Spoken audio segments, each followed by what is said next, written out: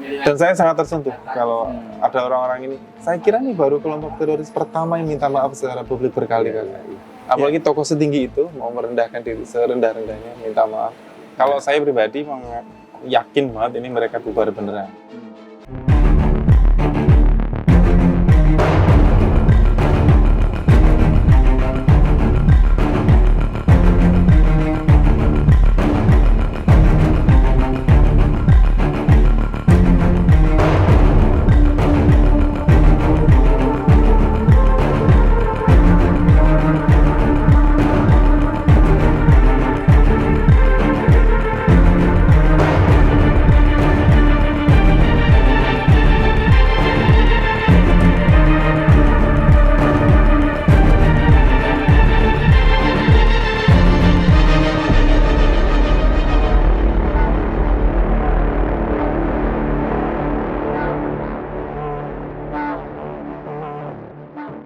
Tribuner dan pemirsa dimanapun Anda berada, 30 Juni 2024, Jamaah Islamiyah atau Al-Jamaah Al-Islamiyah dan juga orang kerap menyebutnya JI bubar atau membubarkan diri. Pernyataan bubar itu disampaikan dalam deklarasi Sentul yang dihadiri oleh para tokoh-tokoh senior maupun jaringan yang tadinya berafiliasi ke Jamaah Islamiyah. Dan saya sekarang sudah bersama dengan Mas Khairul Anam. Beliau adalah peneliti dan sekaligus pemerhati terorisme di Indonesia. Dan pertanyaan saya yang pertama adalah, ini beneran bubar atau enggak? Gimana ini? Okay. Kalau saya pribadi yakin banget ini mereka bubar beneran. Pertama karena keputusan untuk membubarkan diri itu berasal murni dari mereka. Jadi tidak ada pihak di luar Jamaah Islamiyah yang memengaruhi mereka, apalagi menekan mereka untuk membubarkan diri. Jadi ini murni keputusan mereka. Dan ketika saya bertanya ke para petinggi JI yang terlibat dalam peristiwa ini, mereka menjawab alasannya satu, kenapa selesai? Ya karena ilmu. Karena ilmu ya. Itu bisa dijelaskan spesifik ilmu itu bagaimana ya? Apakah itu kemudian prosesnya dikaji atau bagaimana kok sampai kemudian tiba-tiba ya. Jadi sejak awal Jamaah Islamiyah ini kan agak berbeda dengan kelompok radikal terorisme yang lain. Kelompok ini menurut pengakuan mereka ya, mereka mendasarkan diri hanya kepada ilmu. Jadi alasan dulu mendirikan Jamaah Islamiyah itu karena ilmu. Kalau sekarang mereka harus membubarkan diri, menyudahi organisasi ini, itu pun dengan alasan yang sama. Yakni alasannya karena ilmu juga. Jadi mereka telah mengkaji misalnya doktrin-doktrin atau ajaran-ajaran yang selama ini mereka ikuti, misalnya penafsiran tentang jihad, konsep al-wala wal bara dan sejenisnya, dan mereka sampai pada kesimpulan bahwa yang terbaik bagi kita saat ini adalah membubarkan Jamaah Islamiyah. Nah, sejauh yang Mas Khairul Anam ketahui ini, prosesnya ini kan tentu kan mungkin tidak virtual ya, maksudnya pembahasan, pengkajian, evaluasi di antara mereka-mereka ini. Nah, itu gimana prosesnya itu? Kalau langsung ke 30 Juni terlalu mepet mungkin ya, tetapi gitu ya? Proses ini kan sebenarnya rencana untuk mereka membubarkan diri itu, wacana ini sudah tersiar sejak tahun 1990-an sebenarnya. Jadi Jamaah Islamiyah itu berdiri 1993. 3 pendiri utamanya itu adalah Ustadz Abdullah Sungkar, lalu Abu Bakar Ba'asyir dan Abu Rusdan. Tapi di tahun 99-98 itu sebenarnya sudah mulai ada faksi-faksi atau keinginan untuk menyudahi saja. Salah satu barangkali yang orang belum banyak yang tahu itu adalah bahwa di tahun 1999 Ustadz Abu Bakar Ba'asyir itu menyatakan diri keluar dari Jamaah Islamiyah. Dan bukan hanya keluar, tetapi dia juga merasa ya, menurut beliau sudah membubarkan Jamaah Islamiyah. Alasan utamanya ya karena bagi mereka, bagi Ustadz Abu Bakar Ba'asyir dan faksinya itu, jihad yang dilakukan oleh Jamaah Islamiyah itu sudah seharusnya tidak siri atau tidak dilakukan secara rahasia. Dan itu ditolak oleh orang-orang Jamaah Islamiyah. Di tahun 2003,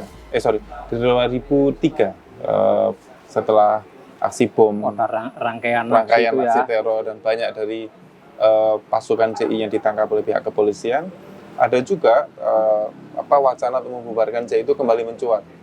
Salah satunya karena bagi mereka jika jihad ini benar untuk agama Allah, jika kami adalah pasukan Allah, maka seharusnya jihadnya ini berhasil. Pasukan kami nggak ada yang ditangkap karena kami pasukan Allah. Jadi kalau ditangkap pasti ada yang salah. Jangan-jangan ini bukan jihad untuk Allah gitu. Titik tolaknya itu dari situ ya?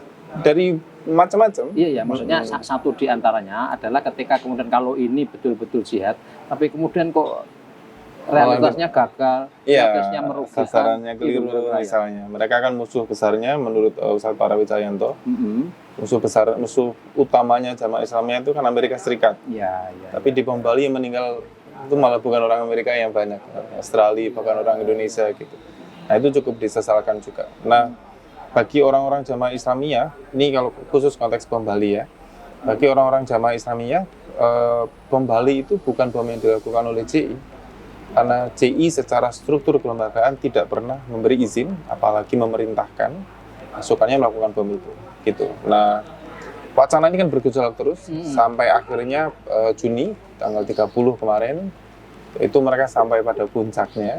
Jadi para petinggi, senior, anggota itu duduk bersama, mereka melakukan apa yang mereka sebut sebagai Bajul Masail sejak di Solo tanggal 29. Oh, hari sebelum 30 itu ada Bajul Masail di Solo, di salah satu tempat di Solo.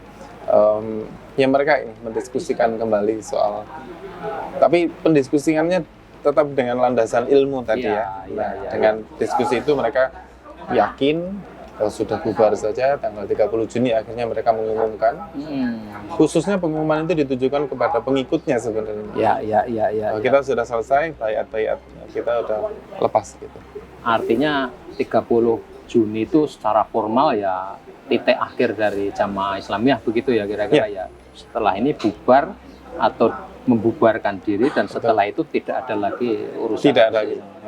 Nah, sekarang menurut Mas Khairul Anam ya, ini kan rangkaian peristiwa kekerasan yang dalam tanda kutip mengatasnamakan agama atau ada latar belakang ideologis begitu ya.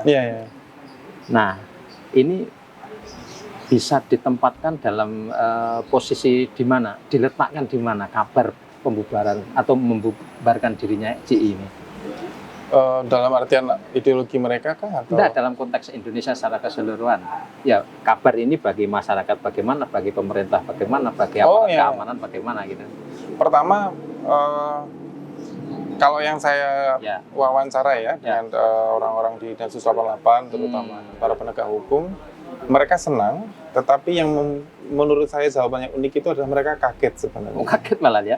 Kaget. Kok bisa jamaah Islamiyah sebagai salah satu kelompok teroris terbesar di barangkali bukan hanya di Indonesia ya, tapi di Asia saat ini bisa secepat itu mengambil keputusan untuk membubarkan diri. Aparat kaget, tetapi tentu senang dengan ini ya. Saya juga ketemu dengan orang-orang dari Kemenak. Mereka juga menyatakan sangat senang sekali, tapi tetap yang senang surprisingly happy lah gitu. Masih dalam surprise kok bisa ya. Tapi mungkin itu adalah bukti bahwa hidayah Allah itu bisa datang kapan saja yang mereka bisa segera membubarkan diri. Keterkejutannya pun juga mungkin di tengah masyarakat juga ada ya. Kok mendadak kok bubar gitu kan. Tapi juga ini Mas, selain orang yang terkejut lebih bahagia, ada juga orang yang terkejut lalu curiga. Oh iya benar. Iya kan? Curiga jangan-jangan ini gimmick saja. Iya. Jangan-jangan ini bagian dari strategi JI. Kamuflase. Mereka pura-pura membubarkan diri agar tidak terlalu diawasi lagi oleh kepolisian misalnya. Bisa juga seperti itu. Tetapi saya sangat yakin ini bukan pura-pura. Mereka sangat serius sekali.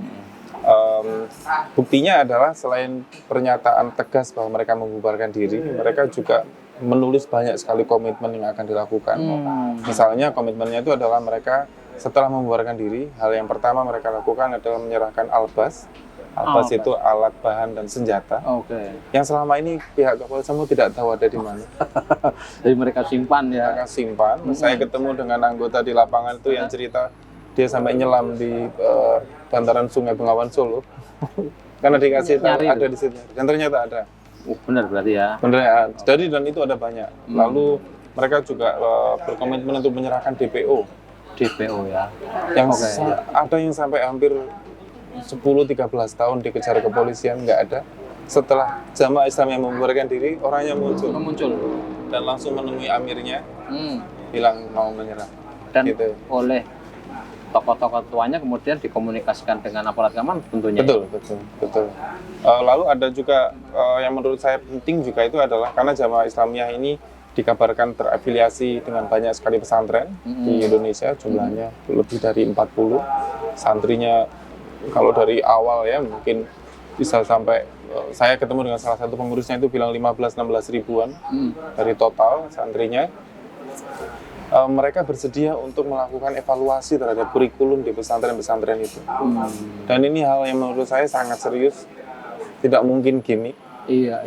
Dan alhamdulillah terima kasih ke Kementerian Agama, dalam hal ini adalah di Direktorat Pesantren yang langsung merespons ini.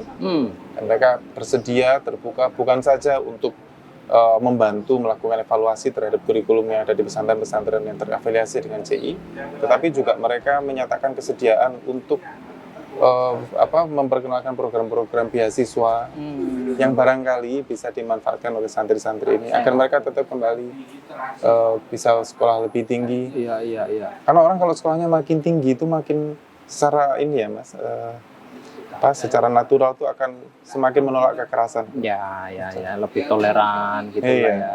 Lebih terbuka pikirannya. Iya. Dan kementerian juga baru akhir-akhirnya ya, artinya di proses tanggal 30 itu mereka juga tidak tahu menau ya, kementerian. Tidak ya. Tapi kan kementerian, lalu pemerintah secara umum ya, termasuk kepolisian itu orang-orang yang surprise tapi yang happy itu tadi. Iya. Tentu saja tugasnya akan menjadi, mungkin akan ya lumayan lah, agak lebih ringan karena satu masalah. Mas. Saya kira bukan hanya sekedar ini ya, ringan ya, tapi ini kan sesuatu yang bersejarah ya. Oh iya, betul. Layak dirayakan saya kira. Iya. Dan yang juga membuat saya senang itu karena tidak lama setelah kabar tanggal 30 Juni mereka membubarkan diri itu, media-media luar negeri kan ramai memberitakannya. Iya. Meskipun di media kita malah belum terlalu ya, tapi Iya. di hari-hari itu maksud saya nggak respon. Mudah-mudahan Mungkin ini- karena teman-teman media pun saya kira ya terkejut juga. Betul. Ya, saya sendiri juga terkejut ya, surprise juga. Kenapa? Dan memang Masa gitu ya. iya, benar. Karena memang tidak pernah terbayangkan ya organisasi yang sesolid itu, semilitan itu dengan prinsip-prinsip yang kokoh, kemudian bisa berpikir ulang. Saya tidak mengatakan bahwa mereka kemudian Keliru ya. keliru gitu, enggak Enggak, ya. ya. Tapi mengkaji ulang. Iya. Dan saya juga mendapatkan pesan dari beberapa tokoh seniornya juga, ternyata nadanya sama gitu ya. Nah, Mas Khairul Anam, tentu realitasnya kita tahu bahwa Al-Jamaah Al-Islamiyah ini ya hanya satu dari sekian banyak organisasi ya. Ada beberapa entitas yang di pengadilan ya, kita merujuk di pengadilan, kemudian terbukti melakukan kekerasan. Nah, ini satu pekerjaan rumah bisa kita selesaikan barangkali dengan proses panjang ke depannya. Nah, bagaimana dengan potensi ya, kita kan masih khawatir juga bahwa ini kan ada sesuatu, tapi kita tidak berharap begitu. Saya memahami sekali kekhawatiran itu karena Jamaah Islamiyah tentu seperti yang Mas tadi sampaikan bukan satu-satunya kelompok radikal terorisme di Indonesia. Dan yang sudah-sudah biasanya yang ngaku bubar itu hanya bubar organisasinya, tapi orangnya loncat ke organisasi lain dan melakukan kekerasan yang lain. Tapi kalau Jamaah Islamiyah saya yakinnya tidak ya. Mereka pertama itu kan imamah ya. Mereka manut kepada imamnya. Saya kebetulan saya beruntung hadir di salah satu acara lepas baiatnya mereka tidak jauh lah dari kota sini. Dia bersama, dan itu jumlah orang yang datang lebih banyak daripada yang ada di Sentul. Waktu itu salah satu petinggi CI-nya bilang begini, kita semua ini berjamaah. Karena berjamaah ada imamnya, ada makmumnya. Yang dilakukan tugas makmum itu adalah mengikuti atau sami'na wa ata'na terhadap imamnya. Kalau imamnya mengatakan kita selesai, semua harus selesai. Lalu dia bilang, dia mencontohkan itu dalam konteks sholat. Dalam sholat pun ketika antum tidak terbiasa membaca kunut, tetapi imam antum membaca kunut, maka yang dilakukan oleh makmum adalah ngikutin imam, meskipun tidak terbiasa. Kalau dalam sholat saja Anda harus begitu, apalagi dalam bergerakan seperti ini. Nah, saya tambah yakin lagi karena di jeda acara itu, jeda sholat gitu, saya tidak sengaja diajak ngobrol sama peserta, dan dia bilang, wah aku lega Mas Saik, gitu. Oh gitu ya. Iya, lega gimana Mas? Kalau lega itu saya lega ya. Iya kan, habis bubar gini ya, saya bisa kembali kerja, saya bisa ngurus keluarga. Jadi selama ini mereka sebenarnya kan Beban ya. Jadi terbebani juga ya sebetulnya ya. Iya mungkin ya, tapi kan mereka mindsetnya jihad lalala gitu kan. Tapi secara manusiawi mungkin pengen istirahat juga sebenarnya. Nah itu yang saya kira apa bubarnya JI ini sudah ditunggu-tunggu juga sebenarnya oleh internal JI. Jadi mungkin ya. Ya kita sih Ya kita berharapnya begitu karena tadi itu ya sudah disampaikan Mas Khairul Anam, ini kan sifat organisasinya atau disiplin organisasinya ini kan imamah, betul, patuh kepada pimpinan. betul. Nah, kita harus percaya juga kepada mereka ya bahwa ketika pimpinan mengatakan begini ya anak buah. Nah ini yang mungkin bagian terakhir Mas Khairul Anam. Akar dari persoalan terorisme ini sebetulnya apa? Kemudian sejauh yang Mas Khairul Anam teliti, amati, apakah akar itu menuju proses diselesaikan dan pekerjaan rumah apa lagi yang mesti dilakukan oleh pemerintah? Kenapa pertanyaan berat sekali? Nggak apa-apa, supaya kita juga dengar ya.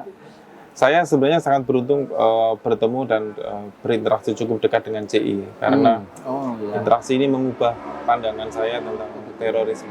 Kalau Anda menanyakan ini ke saya mungkin 2-3 tahun lalu, saya akan jawab sebagaimana di buku-buku terorisme yang orang menjadi teroris karena merasa terasingkan ya lalala gitu. Tapi di Jamaah Islamiyah itu saya mulai berpikir ya, ketika menyebut orang sebagai teroris itu perspektif siapa yang kita gunakan. Bagi orang-orang yang terlibat dalam gerakan terorisme, yang teroris itu adalah di luar mereka, yang menekan mereka misalnya. Jamaah Islamiyah itu saya ngobrol kebetulan dengan Ustadz Parawi Cayanto, ya, amirnya Jamaah Islamiyah. Lalu ada yang terakhir Ustadz Siswanto, ya, Arif Siswanto. Bagi beliau menyebutnya sebenarnya Jamaah Islamiyah itu sejak awal tidak pernah dimaksudkan sebagai organisasi untuk melakukan perlawanan terhadap negara. Ini bukan organisasi yang anti terhadap negara. Karenanya istilah teror pun mereka tidak mengenal. Jadi dua kunci utamanya Jamaah Islamiyah yang barangkali itu menjadi khasnya Jamaah Islamiyah yang tidak ada di kelompok lain. Paling nggak ini versi petinggi Jamaah Islamiyah, yaitu ada dua. Satu adalah ilmu, yang kedua adalah jihad. Ilmu itu, jadi kalau menurut Ustadz Parawi Cayanto, mungkin ada kelompok teroris yang hanya kuat di ilmu, tetapi jihadnya tidak punya. Ada yang hanya kuat di jihadnya, ilmunya nggak ada. Nah, munculnya JI dulu itu kan juga dalam konteks perlawanan terhadap waktu itu ya, perasaan bahwa mereka sedang ditekan oleh pemerintah, misalnya melalui ketetapan asas tunggal, pembatasan ekspresi terhadap umat Muslim. Dalam konteks itu, bagi mereka dakwah sudah dilakukan, perlawanan dengan turun ke jalan mungkin juga harus dilakukan gitu. Jadi apakah mereka, kalau pertanyaannya saya tarik lebih spesifik, apakah JI kelompok teroris atau tidak? Sekarang saya ragu. Jadi setelah berinteraksi ya dan kemudian tahu ya bagaimana. Bukan berarti saya sudah terdoktrin ya. Enggak, ini cuma lebih ke kacamata siapa yang dipakai gitu. Terlebih juga dengan bukti-bukti di persidangan bahwa JI memang tidak pernah terlibat dalam aksi-aksi teror itu. Jadi mungkin kalau kelompok lain mungkin iya. Untuk JI ini saya izin agar dikecualikan. Mungkin. Dan itu ditegaskan berulang-ulang ya bahwa secara legal formal memang tidak ada terbukti. Tidak. Secara organisasi. Betul. Bahwa ada pelaku teror yang dulu pernah menjadi bagian dari JI itu iya. Misalnya kayak pelaku bom Bali itu iya. Tetapi menurut keterangan lebih dari satu orang ya, petinggi JI menyebut orang-orang itu sebelum ngebom di Bali misalnya, itu sudah lepas bayat sama kami. Atau memang tidak pernah mematuhi perintah dari pimpinan. Jadi tidak bisa disebut sebagai representasi JI. Tetapi saya juga melihat orang-orang JI menanggung beban moral dan mungkin beban dosa ya dari yang dilakukan oleh orang-orang yang dulu dilatih. Ya, ya. Gitu. Tapi memang secara umum mereka realitasnya mengakui bahwa orang-orang ini yang kemudian tidak patuh atau menyimpang itu memang ya dibentuk dan mereka juga pernah jadi anggota. Iya. Itu mereka tidak pernah membantah ya. Tidak. Tetapi bahwa mereka menyetujui itu sama sekali tidak. Oke Mas Bahril Anam, ini barangkali terakhir apa yang ingin Mas Anam sampaikan dari keseluruhan rangkaian peristiwa bubarnya JI Jamaah Islamiyah ini dan kemudian apa yang mesti dilakukan oleh masyarakat kalau termasuk juga pemerintah barangkali karena ini kan ada kewajiban juga melihat perkembangan terkini ini. Silakan Mas. Pertama saya ingin melihat dari kacamata pendekatan pemerintah ya. Pendekatan pemerintah itu terbukti sangat efektif dalam konteks ini adalah Densus 88. Itu sangat efektif membantu meyakinkan atau semakin meyakinkan petinggi JI untuk membubarkan organisasinya itu. Justru ketika pemerintah memilih untuk melakukan pendekatan-pendekatan yang lunak atau soft approach, bukan hard approach lagi. Saya percaya war and terror is another terror. Oke. Jadi Anda tidak bisa melawan api dengan api. Dan ini yang diceritakan juga oleh banyak anggota JI ya, tentang bagaimana mereka sangat tersentuh oleh kebaikan para aparat kepolisian, anggota Densus 88 yang memperlakukan mereka dengan sangat baik. Dan ini juga yang menggetarkan banyak petinggi JI yang bilang, jangan-jangan jihad kita tuh memang tidak tepat kalau di Indonesia. Bukan saja karena di negeri ini, meskipun ini bukan negara Islam, tapi pemimpinnya Muslim, masyarakatnya Muslim, polisinya ahli ibadah, sholat bareng. Bahkan ada salah satu ustadz yang cukup disegani di kalangan JI itu bilang, pas saya ketemu mereka hari Senin, mereka puasa sunnah, saya enggak. Jadi jangan-jangan bukan saja jihad saya salah, bisa jadi saya itu justru jihad melawan ahli ibadah. Dan itu sangat terlarang ya kalau saya. Ya nggak boleh gitu. Dan ini perlu menjadi perhatian kita bersama ya. Mungkin di luar konteks terorisme pun ini bisa menjadi pembelajaran bahwa kekerasan tidak mungkin bisa dilawan dengan kekerasan juga. Nah, misalnya penangkapan Ustadz Arief Siswanto itu ditangkap dengan sangat baik. Beliau baru keluar dari rumah, didatengin, Ustadz, Assalamualaikum, kami dari Densus, diajak masuk mobil biasa. Dan itu yang membuat beliau juga tidak mengira kan, akhirnya kalau saya ditangkap kasus terorisme itu pasti SOP-nya Amerika Serikat. Ternyata tidak, diperlakukan kan sangat baik. Sakit diobatin, ditemenin ngobrol, minta buku, apa kami sediakan. Nah saya kira yang berikutnya perlu dilakukan oleh masyarakat adalah ya, mari kita rangkul mereka kembali. Semua orang pasti pernah melakukan kesalahan. Saya percaya Densus 88 tetap akan menindak anggota Jamaah Islamiyah yang pernah terlibat dalam kekerasan atau pelanggaran hukum, pasti akan tetap pertanggungjawaban hukumnya tetap masih ada. Tapi itu biarlah kita serahkan ke pihak yang berwajib. Masyarakat, mari kita terima mereka. Semua orang berhak mendapatkan kesempatan kedua. Oke, Mas, ini saya tambahkan. Ini terakhirnya udah 2 kali. Iya, saya baru teringat ini. Ustadz Abu Fatih atau Abdullah Ansori kemarin kan mengatakan secara jelas dan terang ya bahwa, saya kutipkan gampangnya saja, kami islah dan kami minta maaf. Nah, ini dalam pengertian agama begitu ya, atau mungkin dalam pengertian umum bagaimana Mas Bahril Anam jelaskan pengertian islah ini bagaimana sih dalam konteks ini. Jadi khusus untuk Ustadz Abu Fatih ya, Ustadz Abu Fatih itu tiap kali ketemu saya itu pasti yang dikatakan itu. Gitu ya. Saya minta maaf ya, saya minta maaf. Padahal saya tidak kenal secara personal dan saya tidak merasa beliau punya dosa ke saya. Tapi saya melihatnya begini Mas, orang-orang JI ini kemungkinan ya mereka merasa ikut kebagian atau kecipratan dosa yang dilakukan oleh orang-orang yang dulu pernah mereka didik. Dan kalau tidak segera diislahkan itu akan terus mengalir dosanya. Dan itu juga menjadi beban pikiran ke mereka ya, karena saya tidak ikut melakukan aksinya, tapi karena saya dulu ikut mewarnai pola pikir dia, mungkin saya akan kecipratan juga gitu. Jadi, dan saya sangat tersentuh kalau ada orang-orang ini. Saya kira ini baru kelompok teroris pertama yang minta maaf secara publik berkali-kali. Ya, Mas, dari wartawan lah belum. Betul. Ya, dan ini harus kita sambut ya. Tidak semua orang punya mental yang sebaja itu untuk merendahkan diri serendah-rendahnya lalu minta maaf. Apalagi Ustadz Abu Fatih itu bukan orang sembarangan di sosok CI. Saya izin nambahin jadinya. Ustadz Abu Fatih itu dulu pernah menjabat sebagai Kepala Mantiki II di CI. Beliau di tahun 1998 itu diangkat sebagai gubernur militernya CI. Saat itu beliau pernah ditawari 6.000 pasukan bersenjata lengkap dengan pendanaannya oleh Afghanistan. Itu pasukannya Osama bin Laden untuk masuk ke Indonesia, membantu quote-unquote jihad di Indonesia 98. Tapi yang dilakukan oleh Ustadz Abu Fatih itu tegas menolak. Bayangkan kalau waktu itu Ustadz Abu Fatih menerima 6.000 orang, dan ini 6.000 orang terlatih dengan senjata dan dengan dana. Indonesia bisa kacau balau. 6.000 orang itu yang ditolak di Indonesia kan akhirnya dipindah ke Bosnia, menjadi kacau di sana. Andai itu andai ya mereka diterima, selesai kita. Jadi ya, apalagi tokoh setinggi itu mau merendahkan diri serendah-rendahnya, minta maaf. Ya, itu poinnya ya. Baik Mas Khairul Anam, terima kasih untuk insight-nya. Mudah-mudahan ini memang menjadi kabar gembira buat kita semua. Ya, semua dari lapisan masyarakat, aparat keamanan, pemerintah, dan bangsa dan negara. Bahwa kemudian nanti masih ada suara-suara yang meragukan, ya akan kita lihat saja perjalanannya bagaimana. Ya, kan waktu yang menjawab. Terima kasih. Terima kasih Mas. Terima kasih.